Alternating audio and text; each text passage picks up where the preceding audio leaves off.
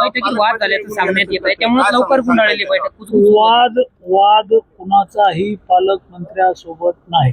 पालकमंत्री महोदयांच्या बाबतीत सगळे आमदार भाजपचे, शिवसेनेचे, काँग्रेसचे, अजितदादा गटाचे, राष्ट्रवादीचे सगळ्यांनी मिळून पालकमंत्री महोदयांकडं वेगवेगळ्या मागण्या केल्या, शिफारशी केली, निधीची मागणी केली, काही तक्रारी होत्या त्याच्या चौकशीची मागणी केली. जे समृद्धी महामार्ग आहे, या समृद्धी महामार्गावर कॉन्ट्रॅक्टरनं 10 लाख ब्रास मुरुमाची चोरी केली. आम्ही हा विषय वारंवार कलेक्टरला सांगतोय की 78,000 ब्रासची रॉयल्टी भरली आणि 10 लाख ब्रास मुरुम काढला. आता 10 लाख ब्रास काढला का 15 लाख ब्रास काढला त्याची मोजणी करा. उद्या पाऊस पडला, आता जर पाऊस पडला असता जून महिन्यात तर 10 लाख ब्रास मुरुमाची चोरी केलेली ते पाप झाकलं असतं.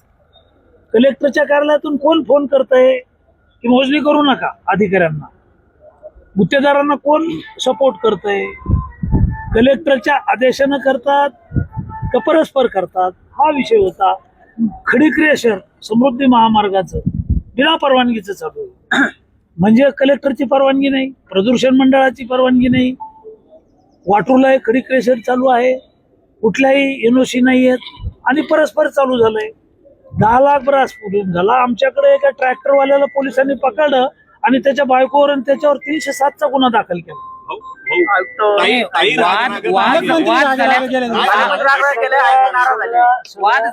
सगळ्या लोकप्रतिनिधींचा रोष, राग, नाराजी जिल्हाधिकाऱ्यांच्या विरोधात होती.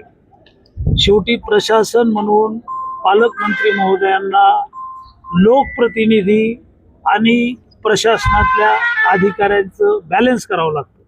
त्यांनी बॅलन्स करण्याचा प्रयत्न केलेला आहे. पालकमंत्री महोदयांनी आमदारांनाही शांततेनं प्रश्न मांडा असं सांगितलं.